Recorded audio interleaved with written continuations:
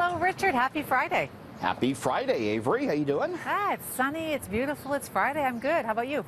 Good. I'm happy to be here in Toronto for the weekend. I was just looking at Francis D'Souza's live shot from the airport there with all the bags behind him, this big baggage handler strike. So a good weekend to stay home in the city, I think, Avery. Can you imagine all those people? I mean, Francis was absolutely right. You say goodbye to your luggage and your fingers are always sort of crossed, but when you see them all kind of piled up like that, I hope it all makes it there. You know, I couldn't tell you the last time I checked a bag, but I was just talking to our director, and he's going away this weekend. He's got kids, so he doesn't have that option, have to check a bag. But if you can make it work with a carry-on, I think that's the best way to go these days. My biggest mistake, my last big trip I took, I got to the airport. I accidentally took someone else's bag home with me. Really? To the You took it home? No, to the hotel. So I'm in Liberia. I unzip the bag, and I pull out these big pair of man jeans. It was like, oh my God, all my clothes were gone. I had to try to track them down. Anyway, let's get on to business. Listen, Canada's economy doing really, really well, but that does impact the dollar and interest rates. Yeah, it sure does. So we got the May GDP numbers today. The economic output statistics for May, much better than expected. Economy growing 0.6% in May over April, the best in a couple of years. Up 4.6% the economy was on a year-over-year basis in May, and that's the fastest growth we've seen in 17 years. Oil coming back to life. Canada's oil and gas sector growing almost 8%. And yeah, this now has everyone thinking that we're going to see another interest rate hike. Markets predicting a more than 73% chance of an October interest rate hike. And that has the Canadian dollar flying high. The loonie today is just off the top there, up to 80.46 cents US. This is a 2-year high for the Canuck buck. Avery takes about $1.24 Canadian to buy $1 US. Great for anyone heading to the States, but it also has a lot of impact for other people as well. Yeah. Listen, I'm really curious about this. U.S. Wanting to sort of bring in non-addictive tobacco, non-addictive cigarettes, and obviously that's affecting the stocks of tobacco companies. This is big, right? This is a big game changer because the U.S. Food and Drug Administration today, they're trying to obviously limit the harmful effects of tobacco. They said they are going to force the tobacco companies in the States to cut the nicotine levels in cigarettes dramatically to the point where the smokes really won't be addictive anymore.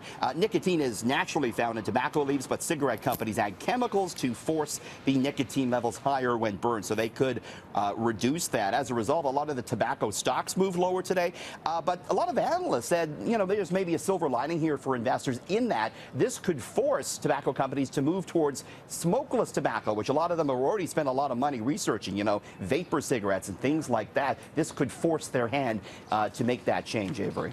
What a tragic situation that's unfolding in Venezuela. Really, really tragic, and it's having such an impact on the economy. Another weekend of protests planned. Yeah, so Venezuela's economy in many ways is collapsing, and there's a big vote this weekend. They're expecting big protests.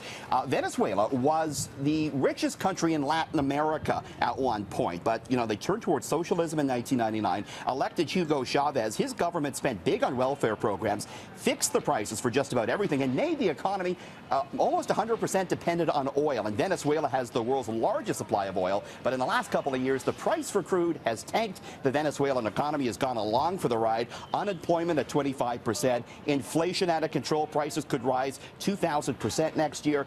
And this weekend, there's a vote on Sunday.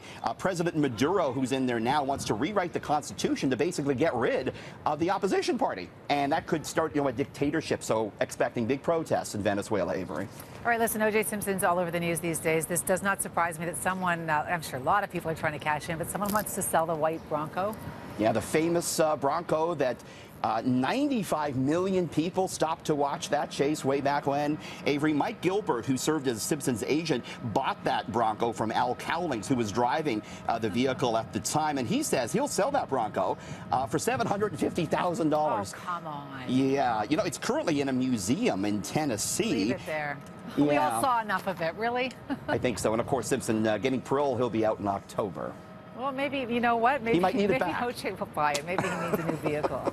Okay, listen, so a lot of people will be traveling outside of the city, traveling around the province this weekend. What's happening with gas? It's going to go up a penny at midnight tonight. That'll bring the average at most GTA stations to about $1.12.9. We're likely to see another increase on Sunday. So if you're able to fill up the tank tonight, you'll save a little bit, Avery. All right, listen, Richard, before you go, one of your colleagues, one of our colleagues at 680 News is retiring after a very long and great career. We got to mention this. Betty Harris said she's been a fixture at 680 News for the almost entire run of the station. She's the editor. She works like many people do behind the scenes, Avery, to make people like you and I look good. We come in and take the credit for everything. She does a lot of the work. I wanted to surprise her today on her retirement. Have a quick look. All right, so Betty is like the linchpin of the newsroom. She sits and coordinates everything, but she's behind the mic, doesn't necessarily like being on the air. So what better way to mark her retirement than with a little camera ambush? Follow me. Come on. I'm trying to break a big story here. I hear someone's retiring after, what is it, 20 years?